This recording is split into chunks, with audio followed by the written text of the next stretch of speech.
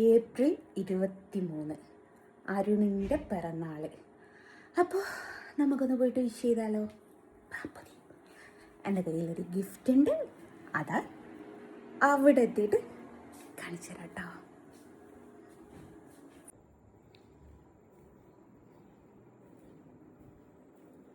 Hello, happy birthday to you. Thank U.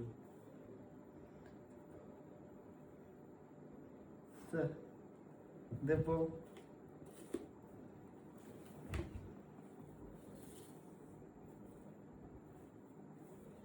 Any guess?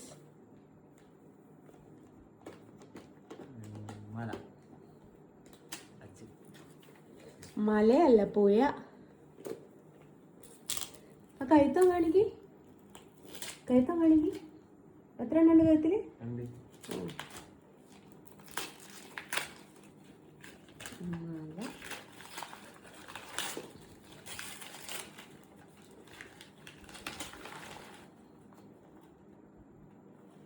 പൈസ കണ്ട് പൈസ നോക്കിയിട്ട് ഒരാളെ വിലയിരുത്താൻ പാടില്ല. ആദ്യം പൈസ കണ്ടെന്ന് പറഞ്ഞ എൻ്റെ പപ്പ റീച്ച്.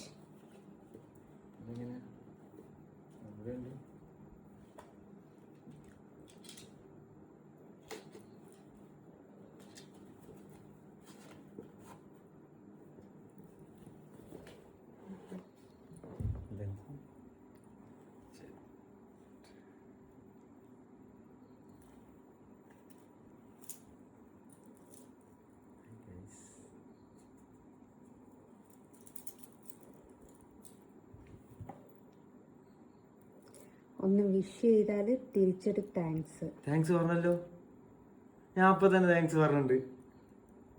സ്റ്റാറ്റസ് ഇട്ടു മതി.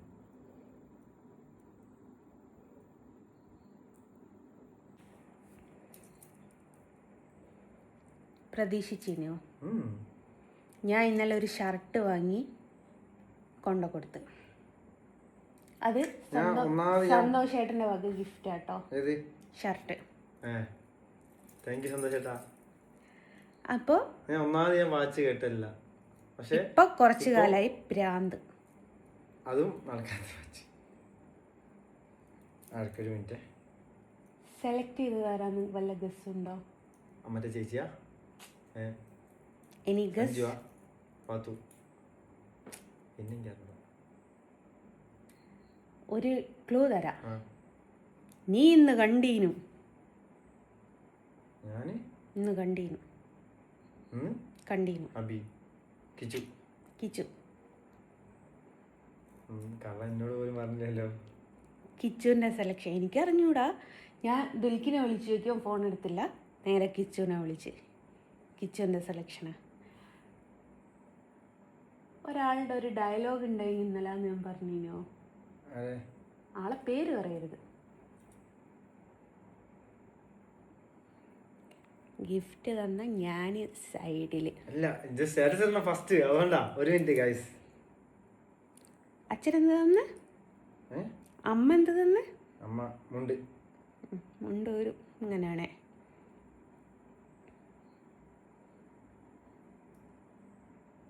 എന്ന് വാങ്ങിയ ചിക്കൻ ഇഷ്ടായോ സംഭവം? ഡയലിന്റെ ഉള്ളിൽ ഇഷ്ടായോ? ഡയലിന്റെ ഉള്ളിൽ നമ്പറും ഡേറ്റും ഉണ്ട്. ഡേറ്റ് അല്ല, ഇരുട്ടത്ത് കാണുന്നു പറഞ്ഞു. വിളിച്ചോ? ഇല്ലല്ല, കൈ വെച്ചിട്ട്. ഇനി അതന്നല്ല ഇത് ആണല്ലോ. എൻ്റെ കൂടെ ഇന്ന് ഡോക്ടർ അടുത്ത് പോരെ പോലും ചെയ്യാത്ത 11 ഞാൻ മേടിച്ചു കൊടുത്തതിൽ കമൻ്റ് ഇടി.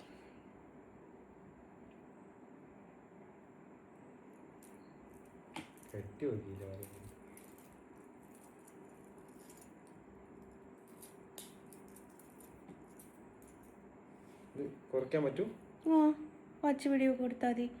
ഈ കണ്ണി അങ്ങോട്ടും ഇങ്ങോട്ടൊക്കെ കുറയ്ക്കണം. ഇതിട്ടാൽ തന്നെയാണ് വാപ്പിൻ്റെ കയ്യിലുള്ളത്. ഇതിൻ്റെ പച്ച കളർ. 2 വർഷത്തെ വാറണ്ടി ഉണ്ട്, ഗ്യാരണ്ടി ഉണ്ട്, ഒക്കെ ഇതിലുണ്ട്. എന്തുണ്ടെങ്കിലും മലബാർ ഗോൾഡ് കൊടുത്താൽ മതി. ഒരു തലക്കണി ഫ്രീ.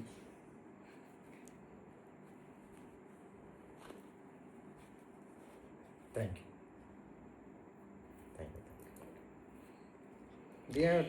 കമ്പനിക്കാർക്കൊക്കെ ചിലവുണ്ട്.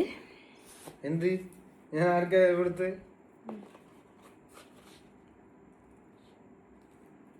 നാളെ കഴിഞ്ഞിട്ട് കട്ട് ചെയ്യാം. നാളത്തെ ഷർട്ടും ഞാൻ മേടിച്ചു കൊടുത്തു. എൻ്റെ വകല്ലാട്ടോ, എൻ്റെ ബ്രദറിൻ്റെ വകയാണ്. ഇനി സ്മോളാണെന്ന് പറയരുത്. അപ്പോൾ ഇത് വലുത്തേക്ക് അൽപ്പ അല്പ അല്പൻ. ആരോ ഒരാളിഞ്ഞോട് പറഞ്ഞ് ഇതിനെക്കാട്ടും നല്ല വച്ച് ഞാൻ റോഡ് വന്ന് വാങ്ങും. എൻ്റെ ബസ്സിലുള്ള ആർക്കും ഞാൻ കാണിച്ചു കൊടുത്ത് 4 ഇടം വാങ്ങുന്നു അങ്ങനെ.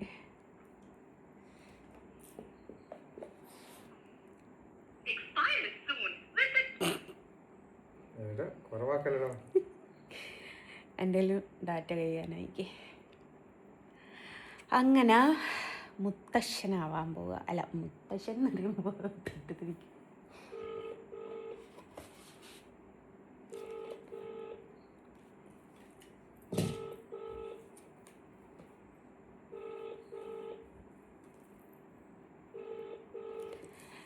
വാച്ച് സെലക്ട് ചെയ്ത ആളെ വിളിച്ച ഓൺ ഓഫായി പോയി ഉണ്ടാവും. ഇതൊന്നും ഉറക്കല്ല. ഓക്കെ, അപ്പോൾ ബൈ ബായ് പറയേ. ഞാൻ ബാക്കി വിശേഷങ്ങളൊക്കെ പിന്നെ പറഞ്ഞിരുന്നുണ്ട്. എനിക്ക് സ്റ്റാറ്റസ് ഇടാനുള്ളതാ. ഓക്കെ, പ്രൈസ് എത്രയാണെന്ന് ചോദിക്കുന്നത് ഞാൻ നിങ്ങൾക്ക് കാണിച്ചു തന്നതാണ്. നമുക്കൊരു വിശ്വാസത്തിന് ബില്ല് അല്ല മുഖ്യം ബിഗിലേ.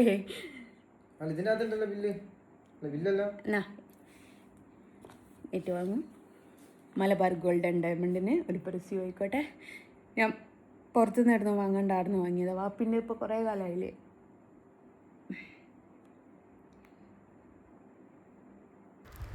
ഡേ ഇപ്പം പറഞ്ഞില്ലേ പ്രൈസ് എത്രയാണെന്ന് നിങ്ങളോട് പറഞ്ഞു എന്ന്. അപ്പോൾ അതിൻ്റെ ഒരു ഡീറ്റെയിലേക്ക് നമുക്ക് പോവാം. ആദ്യം തന്നെ ഇതെവിടുന്നാണ് മേടിച്ചത് എന്നുള്ളത് ആ പേക്കിങ്ങിൻ്റെ മുകളിൽ നിന്ന് നിങ്ങൾക്ക് മനസ്സിലായി കാണും എന്ന് വിചാരിക്കുന്നത്. ആ കണ്ട ഉപ്പൂപ്പ എൻ്റെ ആരുടെയും അല്ല കേട്ടോ. ആ ഉപ്പൂപ്പ റോഡുമ്മ കൂടെ നടന്നതാണ്. അപ്പോൾ കാര്യത്തിലേക്ക് കിടക്കാം നമുക്ക്. ഞാൻ മേടിച്ചത് എവിടെയെന്ന് വെച്ചാൽ Kozhikode Malabar gold and diamond എന്നാണ്.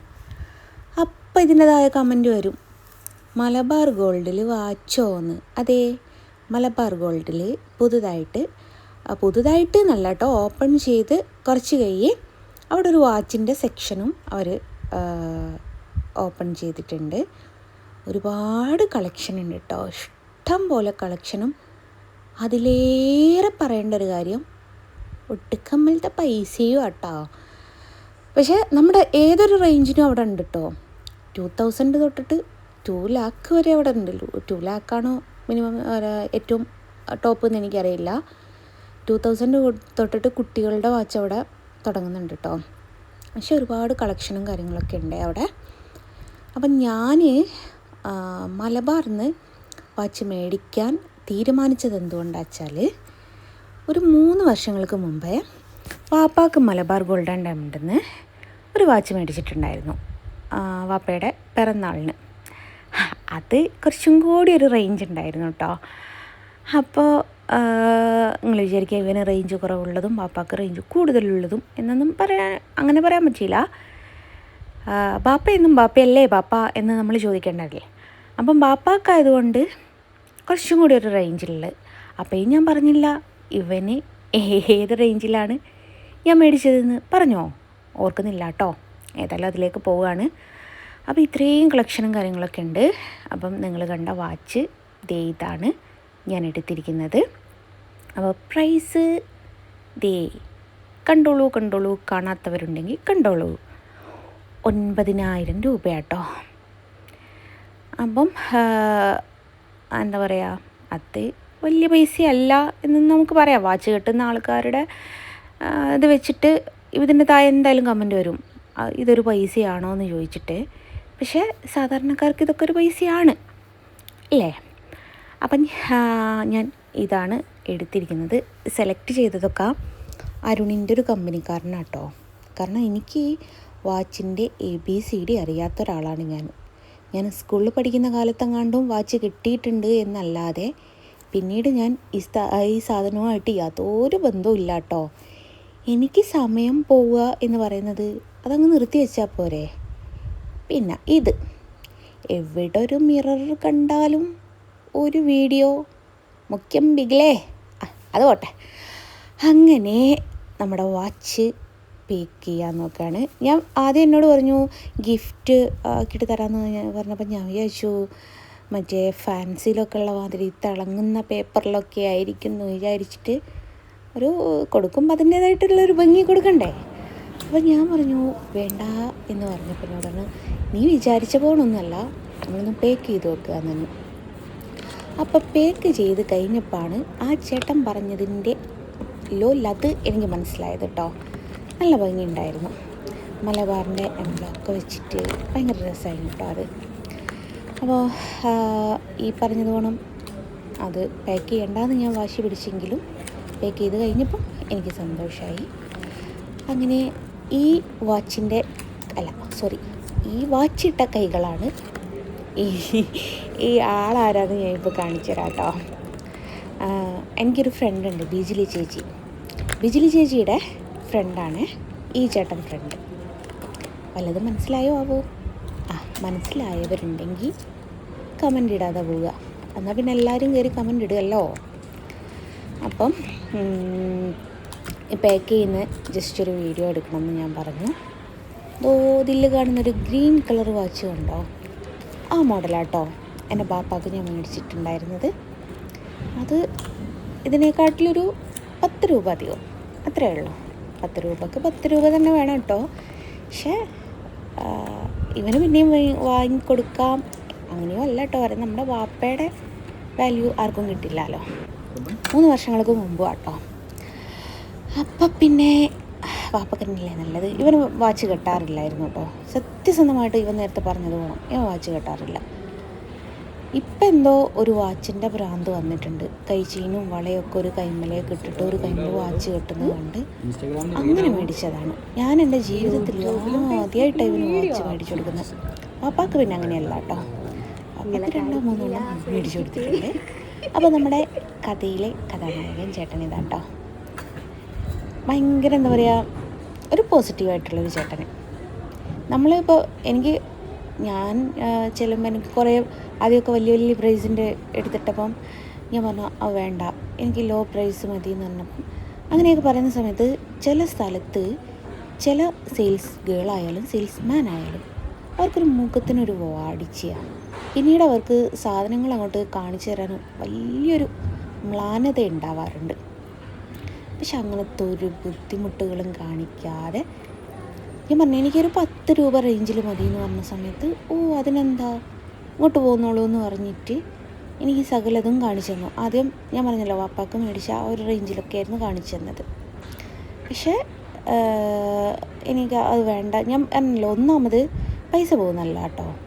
ഇവൻ ആ വാച്ച് കിട്ടുമെന്ന് എനിക്ക് വലിയ ഇത് തോന്നുന്നില്ല. കാരണം ഈ അടുത്ത കാലത്താണ് ഇങ്ങനൊരു വാച്ചിൻ്റെ ഭ്രാന്ത് കയറിയത്.